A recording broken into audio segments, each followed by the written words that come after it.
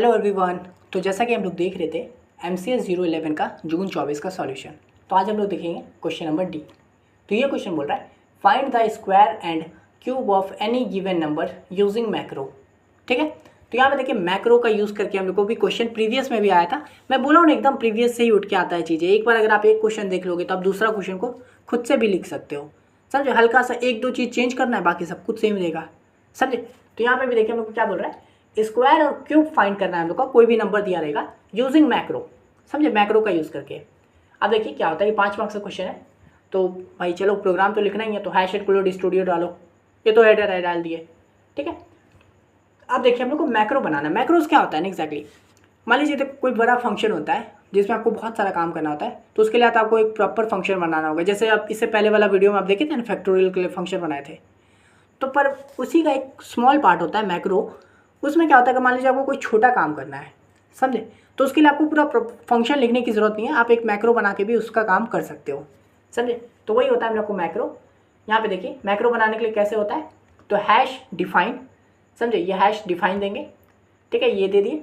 उसके बाद हम लोग यहाँ पे अपना मैक्रो का नाम लिखेंगे। तो यहाँ पे हम लोग को क्या चाहिए, स्क्वायर और क्यूब चाहिए। तो मैं स्क्वायर नाम का ही एक मैक्रो बना लेता हूँ। ये मेरा मैक्रो का नाम है।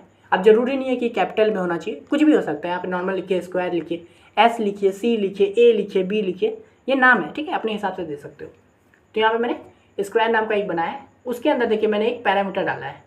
समझे, ये एक टोटल समझिए फंक्शन का नाम है, आपका मैक्रो का नाम है। तो स्क्वायर, और उसके अंदर मैंने डाल दिया है एक्स मतलब क्या, ये एक वेरिएबल होगा जो भी हम लोग को यूज़र देगा नंबर, उसका अगर हम लोग को क्यूब फाइंड करना है, स्क्वायर फाइंड करना है, तो डायरेक्ट इस एक्स की जगह पे हम लोग वो वैल्यू देंगे। और फिर हम लोग का ये मैक्रो क्या काम करके देगा, तो देखिए ब्रैकेट के अंदर क्या कर रहा है ये, तो x इंटू एक्स कर रहा है। क्योंकि स्क्वायर फाइंड करना होता है तो स्क्वायर मतलब क्या, जो भी रहता है उसको गुना कर दो उसी से। तो वही अगर x है तो x इंटू एक्स करके हम लोग का क्या हो जाएगा, ये मैक्रो हम लोग को रिटर्न करेगा। समझे, तो ऐसा समझिए जब हम लोग स्क्वायर को कॉल करेंगे तो क्या करेंगे, स्क्वायर के अंदर हम वैल्यू डालेंगे और वो वैल्यू हम लोग को क्या करेगा, ये स्क्वायर फंक्शन ये क्या काम करेगा, तो x इंटू एक्स कर देगा। समझे, तो वो जो भी रहेगा उसका स्क्वायर होकर आ जाएगा। फिर इसी तरह से देखिए क्यूब भी फाइंड करने बोला है हम लोग को, तो एक फिर से वही #डिफाइन, ये तो देंगे ही। उसके बाद यहाँ पे मैक्रो का नाम तो मैं क्यूब ही रखा हूँ ना, ठीक है। उसके अंदर भी एक पैरामीटर तो देना होगा जिसका हम लोग को क्यूब करना है। समझे, वो पैरामीटर देंगे तो अंदर ये काम क्या करेगा एग्जैक्टली, तो ये क्या कर रहा है, x into x into x. समझे, यानी कि ये हम लोग का मल्टीप्लाई करके दे रहा है, मतलब 3 बार क्यूब, मतलब समझ लेते हैं। समझे, तो इस तरह से देख रहे हैं, आपको स्क्वायर के लिए एक प्रॉपर बड़ा फंक्शन लिखने की जरूरत नहीं, आप मैक्रो बना के भी कर सकते हो। अब देखिए मेन पे आएंगे हम लोग, इंट मेन, यहाँ से कोड शुरू हो रहा है। इंट नम नाम का मैंने एक वेरिएबल बना लिया है, सिर्फ बनाया। इसके अंदर देखिए अभी कोई वैल्यू दिया नहीं हो, ठीक है। तो अब यहाँ पे देखिए मैं यूज़र से वैल्यू मांगूंगा, ठीक है। तो ये होता है इनपुट फॉर्मेट। ये आप लोग का मेजोरिटी मतलब लगभग सभी में सेम ही देगा। सबसे पहले वही printf, उसके बाद यहाँ से यूज़र से हम लोग बोलेंगे एंटर अ नंबर, ठीक है, ये डबल कोट के अंदर। तो यहाँ पे जो भी लिखेंगे वो पता ही आपको आउटपुट में शो होगा। तो एंटर अ नंबर, ये आपको यूज़र को दिखेगा। फिर यूज़र कोई नंबर क्लिक करेगा, तो अब वो जो नंबर क्लिक करेगा उसको हम लोग स्कैनअप से अपने वैल्यू पे लेंगे। समझे, तो स्कैनअप करेंगे %d। आप लोग को पता है ये जो इंट है हम लोग का नंबर जो है ये हम लोग का इंटीजर टाइप है, तो उसके लिए क्या होता है, %d होता है प्रिंट करने के लिए, कॉमा यहाँ पे देखिए एंड नम है। समझे, तो ये एंड नम से मतलब क्या, जो भी वो वैल्यू यूज़र देगा ना उसको हम लोग क्या करो, एंड नम, यानी कि इस नम की जगह पे ले आओ वो वाले वैल्यू को। फॉर एग्जांपल अगर यूज़र ने दिया है 5, समझे, तो एंटर अ नंबर, तो उसने 5 क्लिक किया। तो यहाँ पे देखिए स्कैनअप कर दो, %d होगा, 5 तो इंटीजर ले, और यहाँ पे नम की जगह पे 5 को ले आओ, यानी कि नम पे हम लोग का 5 आ गया। तो ये हम लोगों ने यूज़र से वैल्यू ले लिया। अब देखिए मैक्रो का यूज़ करके हम लोग उसका स्क्वायर और क्यूब फाइंड कर लेते हैं। तो ये कमेंट आपको पता है लिखे हैं, using macro to calculate square and cube. ये चीज़ आप नहीं लिखोगे तो भी चलेगा, और कोड जरूरी नहीं है लिखना, समझे, मत ही लिखिएगा। अब यहाँ पे देखिए printf, अब हम लोग यहाँ पे आउटपुट अपना शो कर रहे हैं मैक्रो का यूज़ करके। तो देखिए square of %d is %d। समझे, तो आपको पता है स्क्वायर कॉमा देखिए नम कॉमा स्क्वायर ऑफ नम। तो यहाँ पे %d, पहला %d के लिए तो ये नम वाला वैल्यू चला जाएगा इसमें। तो स्क्वायर ऑफ नम में मान लीजिए 5 दिए, तो स्क्वायर ऑफ 5 इज़ %d। अब ये नेक्स्ट %d क्या होगा, वहाँ पे ये वाला वैल्यू आएगा। तो यहाँ देखिए मैंने मैक्रो को कॉल किया है, देख रहे, ये मैंने स्क्वायर वाला फंक्शन को कॉल कर दिया हूँ, और इसके अंदर मैंने अपना नम वेरिएबल डाल दिया हूँ कि भाई 5 है, स्क्वायर भाई कॉल आ जा। यहाँ पे देखिए कॉल करूँगा, नम की जगह पे 5 जाएगा, तब ये स्क्वायर कोड में ढूंढेगा, उसको मिलेगा ये मैक्रो। यहाँ पे क्या कर रहा है 5, तो 5 जो डाल रहा है तो क्या कर रहा है 5 × 5 यानी कि x × x, तो यहाँ से हम लोग का स्क्वायर में क्या आ जाएगा 25 आ जाएगा। समझे? तो इस तरह से स्क्वायर ऑफ 5 इज़ 25 ये हो जाएगा। और सेम क्यूब के लिए भी सेम चीज़ लिखे, प्रिंट है cube of percentage D is percentage D नम, और यहाँ पे हम लोग बस क्यूब वाला मैक्रो को कॉल कर दिए, नंबर वही डाल दिया। तो फिर यहाँ पे क्या हो जाएगा क्यूब में, यहाँ पे आएगा x में 5 हो जाएगा, तो 5 × 5 × 5 125। तो इस तरह से हम लोग का ये रिटर्न कर देगा। समझे? एक रन करके मैं इसको भी दिखा देता हूँ, पर यहाँ पे कोड एकदम सही है। ठीक है, मान लीजिए ना आप देखिए कई बार आप ऐसा होगा कि आप इस सेम कोड को आप खुद से लिखोगे। ठीक है, अगर आप PDF नहीं लेते हो तो खुद से जब लिखोगे तो हो सकता है आप सेम चीज़ को लिखोगे लेकिन फिर भी आपसे कुछ गलती हो जाएगी। ठीक है, तो आपका कोड में कोई दिक्कत होगा तो उसको आप हमेशा चेक कीजिएगा कि आपने कुछ गलत तो नहीं लिख दिया है। आप हो सकता है इंक्लूड का स्पेलिंग गलत लिख दी हो, या फिर डिफाइन में कुछ गलती कर दी हो, डी को कैपिटल लिख दी हो, इस तरह से कई गलती हो सकती है छोटी मोटी, तो इससे आप घबराना नहीं है। ठीक है, तो देखिए इसको हम लोग जब रन करेंगे तो देखिए क्या आया, पहले तो मीन में आगे मीन से शुरू होता है फंक्शन, नम नाम का वेरिएबल बनाए। तो देखिए यहाँ से हम लोग को प्रिंटफ में क्या आया, एंटर अ नंबर। देख रहे यही चीज़ हम लोग को यहाँ पे शो कर रहा है। तो यहाँ पे एंटर अ नंबर, उसके देखिए यहाँ पे मैं जो भी नंबर दूंगा, फॉर एग्जांपल 5 दे रहा हूँ, तो जैसे मैंने 5 दिया वो स्कैनअप यहाँ से नंबर में हम लोग का 5 चला जाएगा। समझे? अब जैसे मैं यहाँ पे एंटर करूँगा, सॉरी यहाँ नहीं, यहाँ पे जैसे इधर हम लोग एंटर करेंगे तो यहाँ पे देखिए square of 5 is 25, cube of 5 is 125। अब देखिए ये नीचे आया, उसका देखिए ये चीज़ प्रिंटफ में एज इट इज़ लिखा है, square of percentage D is percentage D, तो स्क्वायर ऑफ ये नम का वैल्यू हो गया यहाँ पे, तो 5 इज़, फिर यहाँ पे देखिए स्क्वायर वाला कॉल हुआ होगा, फिर यहाँ से 5 × 5 किया होगा 25, फिर यहाँ पे सेम क्यूब का भी 5 × 5 × 5 किया होगा। समझे? तो इस तरह से हम लोग का ये वैल्यू शो हो रहा है। तो अगर मान लीजिए यहाँ पे अगर ये हम लोग ये जो स्लैश एन अगर इसको नहीं लिखेंगे तो क्या है, देखिए स्लैश एन को हटा दिए तो देखो क्या हो गया, मैं फिर से एक बार मान लीजिए 3 देता हूँ इस बार, तो यहाँ पे देखिए स्क्वायर ऑफ 3 इज़ 9, ये 9 देखिए प्रिंट हो गया है लेकिन लाइन ब्रेक नहीं हुआ है, और आगे ही हम लोग का क्यूब ऑफ 3 इज़ 27 लिखा गया है। समझे? तो यहाँ पे जो हम लोगों ने स्लैश एन दिया था उसका काम था, समझे, वो लाइन हम लोग का ब्रेक करने के लिए, ताकि इसलिए देखिए उसके बाद अब जब हम लोग इसको रन करेंगे तो अब नीचे लिखाएगा सब। तो यही चीज़ आप लोग को करना है यहाँ पे, नहीं ये सब प्रैक्टिस करना है आपको, इधर उधर गलतियाँ होंगी उसको सही करना है। तो ये हो गया हम लोग का डी नंबर क्वेश्चन। अब चलिए हम लोग देखते हैं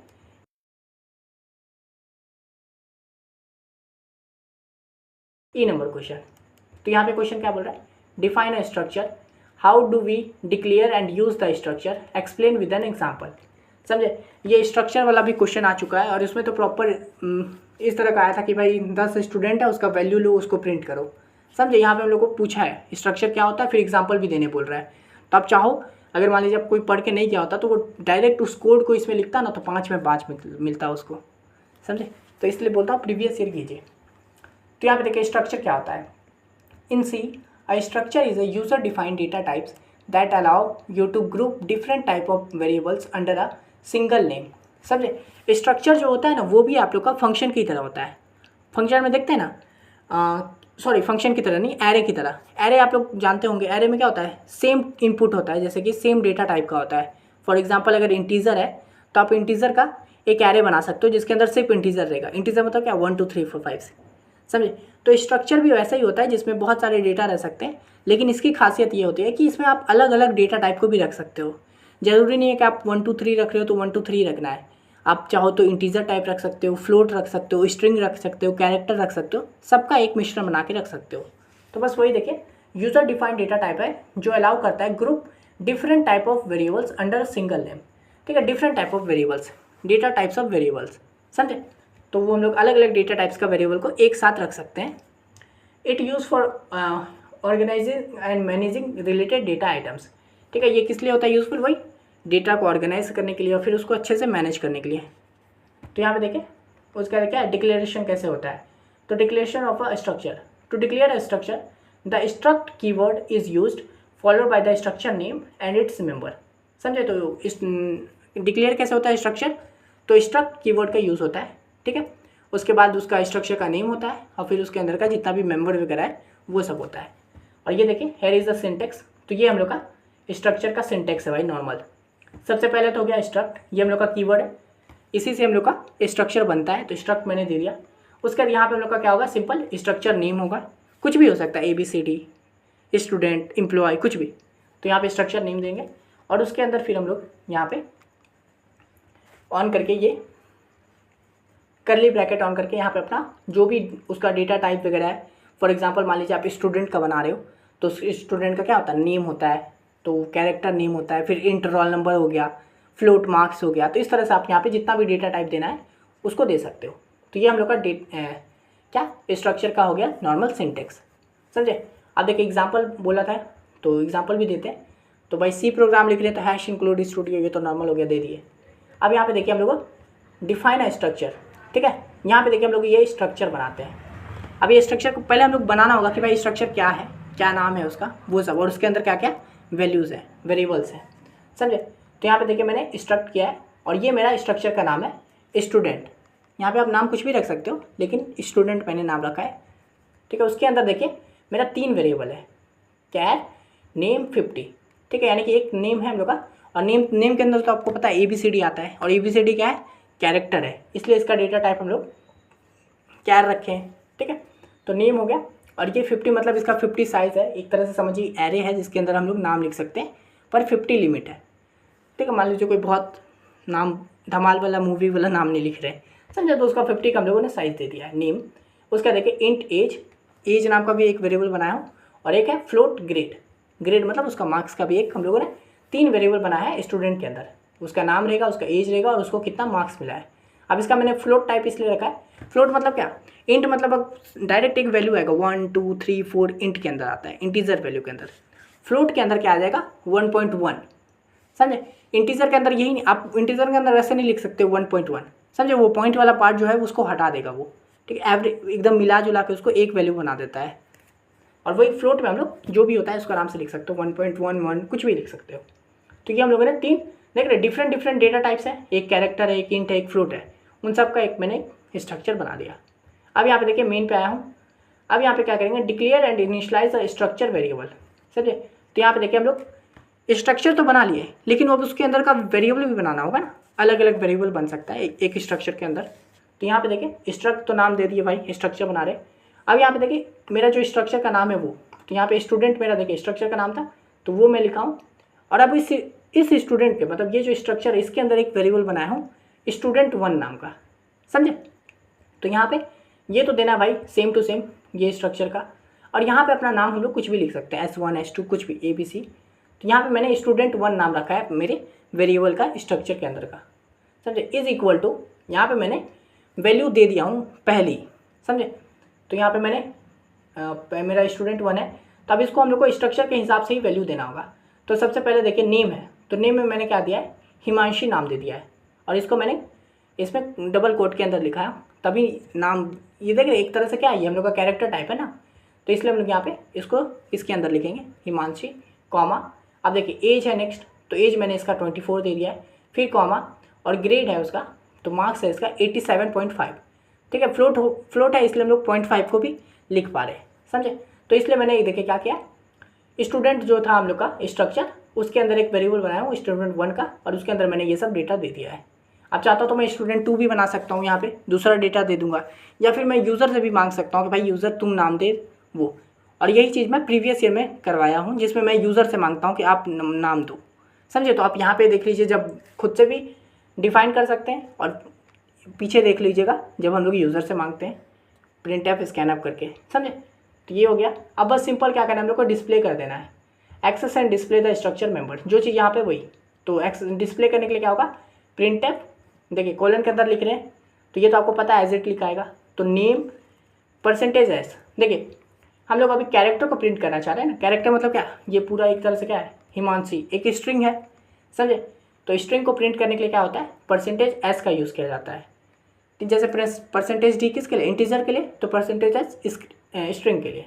फिर देखिए कॉमा स्टूडेंट डॉट नेम, देखिए कोई भी एक्सेस करने के लिए स्ट्रक्चर के अंदर का कोई भी वैल्यू को एक्सेस करने के लिए पॉइंट डॉट लगाना पड़ता है। तो ये हो गया स्टूडेंट नेम, जो मेरा वेरिएबल का नाम था, समझे। और उसमें डॉट नेम जो है वो इस नेम को फाइंड करने के लिए है, समझे। तो student1 का जो नेम है वो हिमांशी यहाँ पे प्रिंट हो जाएगा इस नेम के आगे। फिर देखिए printf एज, यहाँ पे %d कॉमा student1 का एज, तो student1 ये है, इसका एज क्या है, तो 24 है, तो यहाँ पे 24 हो जाएगा। Same with grade 87.5। अब देखिए इसको भी मैं आपको रन करके दिखा दे रहा हूँ। सबको मैं रन करके दिखा देता हूँ ताकि आप कोई कन्फ्यूज़न ना रहे। देखिए तो यहाँ पे देखिए जैसे ही रन किया तो क्या आ गया, नेम हिमांशी आ गया, एज 24 आ गया और ग्रेड 87.50 आ गया। अब बोलोगे अगर मैं यहाँ पे ये 24 को इधर लिख दूँ, 87 को इधर लिख दूँ तो क्या हो जाएगा, चेंज हो जाएगा, क्योंकि यहाँ पे देख रहे आपका टाइप कैसे है, स्टूडेंट में पहले नेम है, फिर एज है, फिर ग्रेड है। तो आपको भी इसी ढंग से लिखना है, पहले नेम दोगे, फिर एज दोगे, फिर ग्रेड दोगे। और यहाँ पे देखिए हम लोगों ने नेम को एक्सेस कर लिया है। अगर आप बोलोगे कि देखो यहाँ पे एक जो ये है इसको मैं हटा दूँ तो क्या हो जाएगा, यहाँ पे देखिए नेम के आगे कोई ये नहीं है, स्पेस नहीं है। यहाँ पे अगर स्पेस नहीं दिया तो वो स्पेस हट गया यहाँ से भी। अगर मैं यहाँ पे स्टूडेंट की जगह पे 1 को अगर हटा दूँ तो क्या होगा, तो देखिए भाई एरर आ गया कि भाई स्टूडेंट ये तो कोई आपका अनडिक्लेयर्ड है, ऐसा तो कुछ है ही नहीं, वेरिएबल तो आपका है ही नहीं, क्योंकि मैंने वेरिएबल का नाम क्या दिया है, स्टूडेंट 1 दिया है। समझे। तो इस तरह से हम लोगों ने रन करके यहाँ पे कर दिया। आप देखिए वापस इसको सही कर दिया और रन कीजिए तो देखिए सब कुछ आ गया है। तो इस तरह से हम लोग का ये कोड हो गया। Question number 8। अब चलिए हम लोग देख लेते हैं एफ। तो ये बोल रहा है explain the following looping construct in C by giving code segment of each. तो यहाँ पे हम लोग को 2 ये दिया हुआ है, फॉर वाइल लूप, इसके बारे में हम लोग को कोड बताना है। ये क्वेश्चन भी प्रीवियस में आया, मैंने for loop, while loop, do while loop कई बार बता चुका हूँ। समझे। तो यहाँ पे भी देखिए फिर से पूछ लिया है। तो चलो हम लोग इसको भी कर लेते हैं। तो देखिए फॉर लूप, तो फॉर लूप क्या होता है, the for loop is used when the number of iteration is known before hand. यहाँ पे देखिए आपको जनरली ये जो फॉर लूप का डेफिनेशन वगैरह नहीं लिखना है, आप डायरेक्ट कोड लिखोगे। 6 मार्क्स का क्वेश्चन है, आप फॉर लूप का कोड लिख दिए, वाइल लूप का कोड लिख दिए, खत्म, आपको पूरा मार्क्स मिलेगा। समझे। पर यहाँ पे मैं बता रहा हूँ तो मैं थोड़ा एक्स्ट्रा बता देता हूँ, ठीक है। तो फॉर लूप क्या होता है ना, फॉर लूप तब होता है जब हम लोग फॉर लूप का तब यूज़ करते हैं जब हम लोग को पता होता है कि हमको कितना आइट्रेशन करना है, मतलब हमको कितनी बार इस कोड को रन करना है। जब हमको ये पहले पता रहता है तब हम लोग इसको लूप को लगा देते हैं फॉर लूप का। जैसे कि मेरे को 10 आइट्रेशन करना है कि नंबर प्रिंट करना है 1 से लेकर 5 तक को, तो मैं फॉर लूप का यूज़ कर सकता हूँ। हालांकि मैं वाइल से भी कर सकता हूँ, लेकिन फॉर से कर लूँगा। देखिए फॉर लूप और वाइल लूप दोनों सेम ही होता है, समझे। बस हल्का सा थोड़ा सा डिफरेंस होता है, बट दोनों सेम ही होता है एक तरह से। तो यहाँ पे वही लिखा कि जब हम लोग को नंबर ऑफ आइट्रेशन पहले पता रहता है। एग्जाम्पल देखिए, तो एग्जाम्पल आप लोग को पता है सी का पूरा प्रोग्रामिंग लिखी है, तो हैश इंक्लूड studio.h। और हाँ, यहाँ पे एक इंपॉर्टेंट बात बताता हूँ, ज़रूरी नहीं है कि आपको ना जब ऐसा कोई डेफिनेशन वाला ये हो ना तो उसमें आपको एग्जाम्पल पूरा प्रॉपर कोड ही लिखना हो। जैसे आप इसको चाहते ना तो ये हैश इंक्लूड ये सब कुछ नहीं लिखते, बस डायरेक्ट ये चीज़ लिखते हैं इतना। आपको फॉर लूप के बारे में पूछा ना तो आप डायरेक्ट ये लिख देते कि भाई फॉर लूप ऐसे काम करता है। तो यहाँ पे हालांकि मैं अभी पूरा बता रहा हूँ, फिर आगे देख लीजिएगा। तो हैश इंक्लूड studio.h, ये आपने हेडर फाइल दे दिया, इंट मेन में आए, इसको ओपन किए।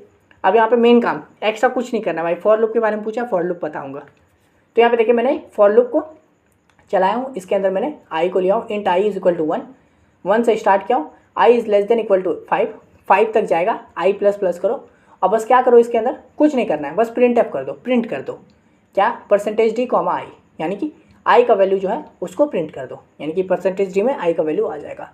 और ये क्या है, लूप फ्रॉम 1 to 5। अब देखिए आई 1 से शुरू होगा और 5 तक जाएगा और बस यहाँ पे आई को प्रिंट करो, तो पहले 1 प्रिंट होगा, फिर आई प्लस प्लस हो जाएगा, फिर चेक होगा क्या ये जो आई है वो छोटा है 5 से, तो फिर 1 से 2 हो गया, तो फिर हाँ छोटा है, फिर 2 को प्रिंट करेगा, फिर 3 को, फिर 4 को, फिर 5 को। तो इस तरह से ये वाला हम लोग का लूप फॉर लूप है। बस लास्ट में रिटर्न 0 कर दिए। अब अगर हम लोग इसको रन करेंगे तो 1 to 5 प्रिंट हो जाएगा। ये नॉर्मल चीज़ है, मैं इसको रन नहीं कर रहा हूँ। उसका देखिए same with while loop. While loop क्या होता है, तो while loop is use to execute a block of code as long as a condition in true. ठीक है, तो वाइल लूप में क्या होता है, हम लोग को कंडीशन देना होता है। अब ये कंडीशन क्या होता है, अपने हिसाब से दे सकते हो, बढ़ा सकते हो, घटा सकते हो, और ये इसमें कोड तब तक चलते रहेगा जब तक कंडीशन हम लोग का ट्रू नहीं हो जाता है, मतलब कंडीशन हम लोग का फॉल्स नहीं हो जाता है। समझे। हालांकि यहाँ पे तो छोटा एग्जांपल है जिसमें हम लोग लिए हैं, लेकिन कभी कभी ऐसा हो जाता है कि हम लोग को पता नहीं रहता है कि आगे कब तक ये कंडीशन जाएगा। समझे, लूप हम लोग का कब तक आगे बढ़ेगा, तो ये चीज़ हम लोग को पता नहीं रहता, तब हम लोग को वाइल का यूज़ करते हैं कि भाई देखिए यहाँ से लेके यहाँ तक हम लोग को जाना है, तो जब तक ये चीज़ ट्रू है तब तक चलाते ना, जब ये फॉल्स हो जाएगा तो रुक जाना। समझे, तो इसलिए वाइल का यूज़ करते हैं। तो यहाँ पे एग्जाम्पल, यहाँ पे भी सेम हैश इंक्लूड मेन में आ गए। अब यहाँ पे देखिए मैंने एक int I is equal to 1, तो मैंने इस बार क्या किया है, आई को 1 से इनिशलाइज कर दिया है। ठीक है, आई नाम का एक वेरिएबल बनाया जिसको 1 पे कर दिया हूँ। अब देखिए सेम चीज़ जैसे 1 to 5 हम लोग प्रिंट किए थे फॉर लूप करके, वाइल लूप करके भी वही चीज़ को हम लोग ऐसे प्रिंट कर सकते हैं। वाइल ठीक है, वाइल कर दिए। अब यहाँ पे कंडीशन लगाएंगे, ये जो है ये हम लोग का कंडीशन है। तो क्या है, I is less than equal to 5, यानी कि जब तक आई हम लोग का 5 से छोटा या 5 के बराबर नहीं होता है तब तक हम लोग का ये लूप चलेगा, वाइल लूप चलेगा।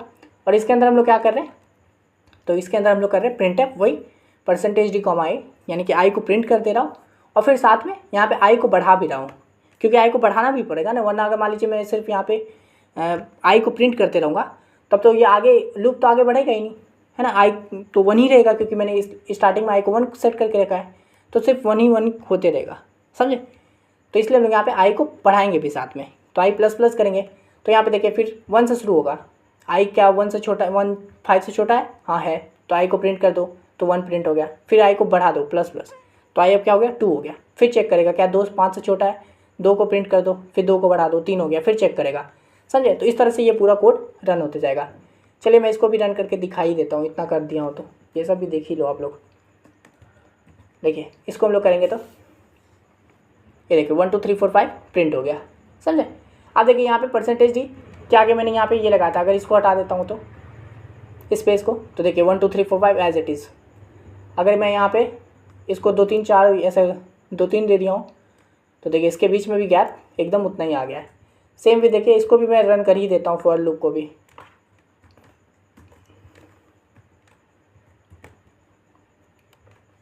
इसको भी करेंगे तो देखिए सेम वही चीज़, आई को 1 से शुरू किया। अब देखिए मान लीजिए अगर मैं आई को 0 से शुरू कर देता हूँ तो क्या होगा, लो भाई 0 से प्रिंट हो गया, 0 से लेके 5 तक चला गया है, समझे। तो इस तरह से हम लोगों ने कर दिया है। तो ये बहुत छोटा सा कोड था, आशा करते हैं आपको समझ में आ गया होगा, दोनों एग्जाम्पल समझ में आ गया होगा। और अगर आपको ये वाला PDF चाहिए तो आपको क्या करना है, इंस्टा पे मुझे सिंपली मैसेज कीजिए और इस वीडियो का लिंक कॉपी करके वहाँ पेस्ट कर दीजिए। मैं आपको ये वाला पूरा PDF वहाँ दे दूँगा कि MCS 011 का जून 24 वाला, समझे। और अगर आप बाकी वीडियो नहीं देखे हो तो उसको भी देखिएगा। MCS 011 का ही अगर आप एग्ज़ाम से पहले भी देख रहे हो, एक रात पहले भी देख रहे हो, तो उन सबको भी ज़रूर देख के जाइए, समझे। उससे आपको इतना आइडिया लग जाएगा और आप जब देखोगे ना कि हाँ भाई टॉपिक तो सेम है, मैं खुद से ही लिख पा रहा हूँ कोड में, तो खुद से भी ट्राई कर सकता हूँ इसको, तो आपको बहुत खुशी मिलेगी, ठीक है। तो इसलिए ज़रूर बाकी भी देखिएगा, बाकी सब्जेक्ट का भी देखिएगा, सभी सेमेस्टर का यहाँ पे आपको मिल जाएगा पूरा कंटेंट, ठीक है। तो इस वीडियो के लिए इतना ही, मिलते हैं नेक्स्ट वीडियो में, तब तक के लिए धन्यवाद।